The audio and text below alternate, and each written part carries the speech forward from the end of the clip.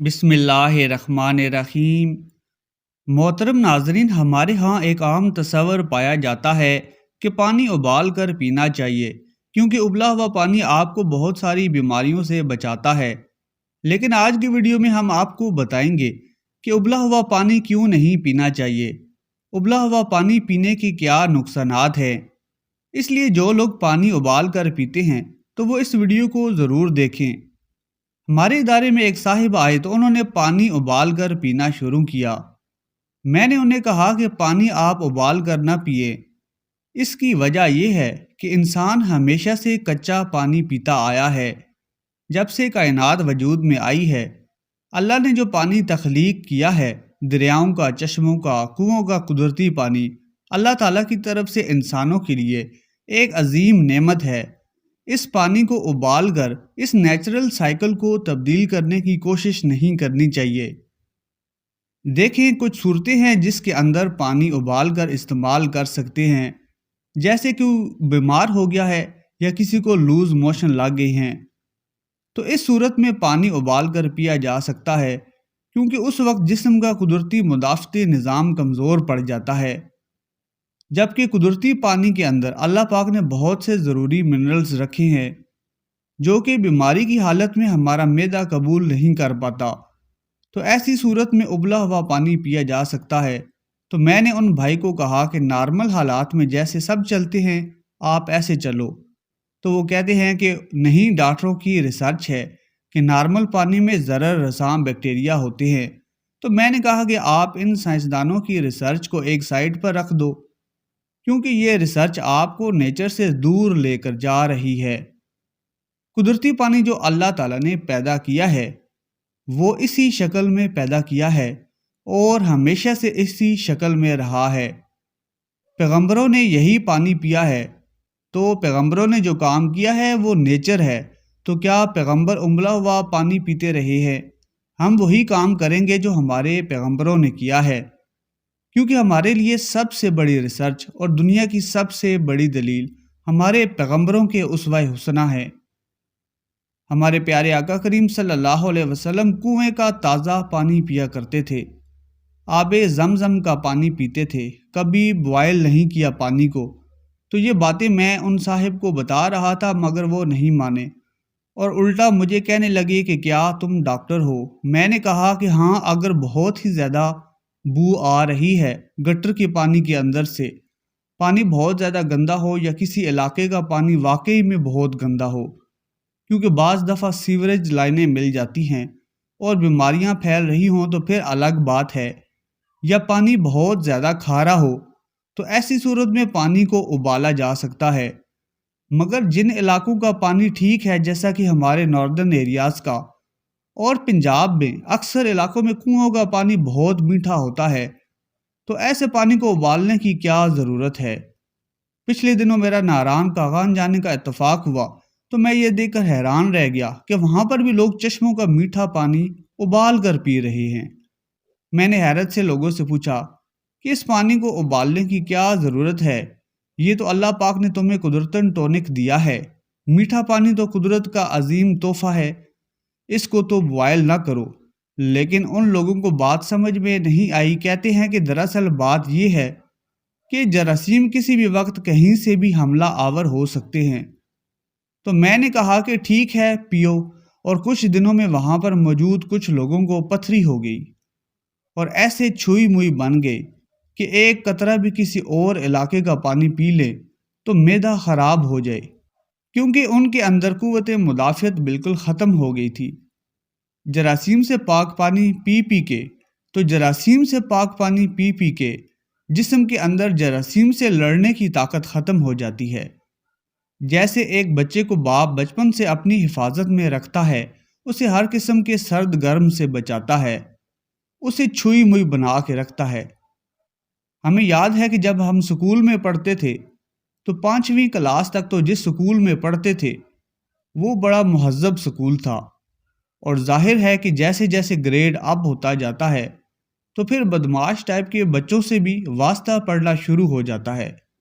तो जब मैं 6ठी जमात में पहुंचा तो मेरे बड़े भाई ने एक दिन मुझे पास बिठाकर समझाया کہ اب تم اپ گریڈ میں آ گئے ہو، اب تمہیں مختلف قسم کی کلاس فیلو ملیں گے، لڑائی جھگڑا کرنے والے بھی ہوں گے، شریف بھی ہوں گے۔ تو کبھی اگر کسی سے پھڑا ہو جائے تو اسے وہیں ٹکا دینا، گھر میں آ کر نہیں رونا کہ مجھے اس نے مارا ہے یا پیٹنا یہ تمہاری سردردی ہے۔ گھر میں آ کر جو بچہ بتاتا ہے نا کہ مجھے فلاں نے مارا، تو میرے بھائی نے کہا کہ یہ بات عورتوں پر اچھی لگتی ہے، بیٹوں پر یہ چیزیں اچھی نہیں لگتی، کیونکہ بعض دفعہ انسان پٹتا ہے اور بعض دفعہ پٹ بھی جاتا ہے۔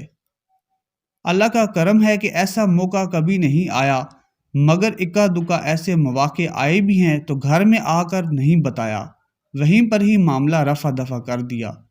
اس سے فائدہ کیا ہوا کہ کانفیڈنس پیدا ہوا۔ مسئلہ یہ ہے کہ دنیا میں ہر قسم کے لوگ پائے جاتے ہیں۔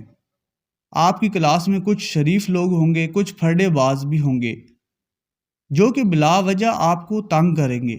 مجھے اچھی طرح سے یاد ہے کہ میں 10ویں کلاس میں تھا اور ایک بڑا پھرڈے باز لڑکا تھا، اور تھا وہ بہت طاقتور، اور کلاس کے سب لڑکے اس سے ڈرتے تھے، لیکن اس کی شرارتیں بہت بڑھ گئی تھی، ہر وقت سب کو چھیڑتا رہتا تھا۔ مجھے ایک دن اس پر بہت غصہ آیا۔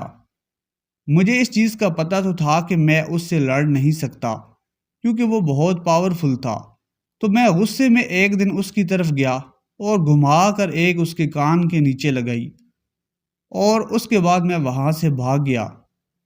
اس کے بعد ہمارے درمیان پھڑا ہوا، لیکن چھڑوانے والے بیچ میں آ گئے تو بچت ہو گئی۔ خیر بات کہاں سے کہاں نکل گئی۔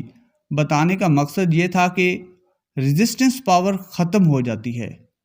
تو اگر ایسے بچے بنیں گے کہ بالکل ہی چھوئی موئی بن کے رہیں گے تو پھر کیا ہوگا کہ کسی دن شب برات کا پٹاخہ بھی پھٹا تو بے ہوش ہو جائیں گے، اور ایسا شخص معاشرے میں سروائیو نہیں کر سکتا، خاص کر پاکستانی معاشرے میں تو ہرگز نہیں۔ میرے کہنے کا مقصد یہ ہرگز نہیں ہے کہ پھرڈے بازی کرنی چاہیے، پہلے دور اور تھے، اب تو کسی سے پھڑا کریں گے تو وہ فائر وائر مار کر چلا جائے گا۔ لیکن ایک بات تو ہے نا کہ آپ بچوں کو بالکل چھوئی موئی مت بنائیں۔ بلی سے ڈرا رہے ہیں، کتے سے ڈرا رہے ہیں کہ ڈوگی آیا ڈوگی آیا، ایسا کہنے سے بچے کی نفسیات پر برا اثر پڑتا ہے اور وہ کمزور دل کا مالک بنتا ہے۔ دنیا بڑی ظالم ہے، یہ کمزور کو کچل دیتی ہے، اسے نگل جاتی ہے۔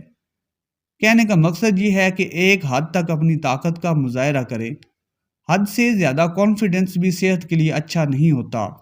لیکن بچوں کو بالکل ہی چھوئی موئی نہیں بنا دینا چاہیے۔ لڑکوں کو تو بہادری سکھانی چاہیے۔ پہلے زمانے میں مائیں بچوں کو بہادری سکھایا کرتی تھی۔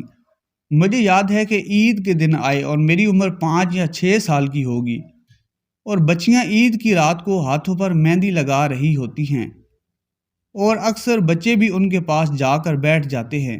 مجھے اچھی طرح وہ واقعہ یاد ہے اور کبھی ذہن سے نہیں نکلتا۔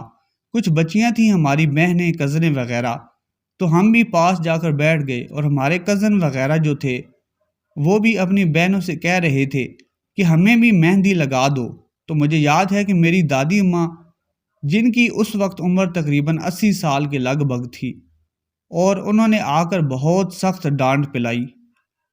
انہوں نے کہا کہ بیٹا، جو مرد ہاتھوں پر مہندی لگاتے ہیں وہ کبھی تلوار نہیں اٹھا سکتے۔ تو مجھے خیال آتا ہے کہ کیسی اچھی تربیت تھی کہ یہ لڑکیوں کے کام لڑکوں پر ہی جچتے ہیں، لڑکوں پر اچھے نہیں لگتے۔ تو جیسے انسان کا جسم چھوئی موئی بن جاتا ہے جب ہر وقت وہ ڈرا سہما رہے گا، تو ہمارے اندر کے مدافعتی جراثیم ہیں نا جو ہمارے لیے لڑتے ہیں، تو انہیں بھی جب لڑنے کے لیے کوئی جراثیم نہ ملے تو تھوڑے دنوں میں وہ بھی چھوئی موئی بن جاتے ہیں، کیونکہ لڑنے کے لیے کوئی جراثیم ہی حملہ نہیں کر رہا۔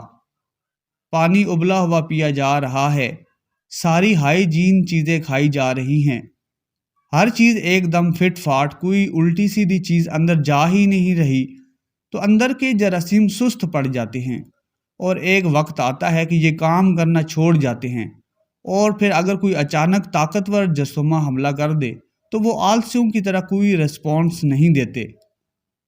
حد تو تب ہوتی ہے کہ کچھ لوگ نیسلے کا پانی بھی بوائل کر کے پیتے ہیں، تو ایسے لوگ کچھ دنوں میں ہی بیمار پڑ جاتے ہیں اور پتھری بھی بننے لگتی ہے۔ اور جو لوگ مٹی کے برتنوں میں کچرے والا پانی پی رہے ہیں انہیں کچھ نہیں ہو رہا۔ اس لیے اعتدال سے کام لیں، پانی ابال کر ضرور پئیں۔ اگر پانی گندا ہے یا آپ بیمار ہیں تو تب دوسری صورت میں کوشش کریں کہ عام نارمل پانی ہی پئیں جو قدرتی حالت میں اللہ تعالیٰ نے ہمارے لیے پیدا فرمایا ہے۔ ویڈیو پسند آئی ہے تو چینل کو سبسکرائب کر لیں اور کمنٹ سیکشن میں اللہ تعالیٰ کا پیارا نام الرحیم ضرور ٹائپ کریں، جس کے معنی ہیں رحم کرنے والا۔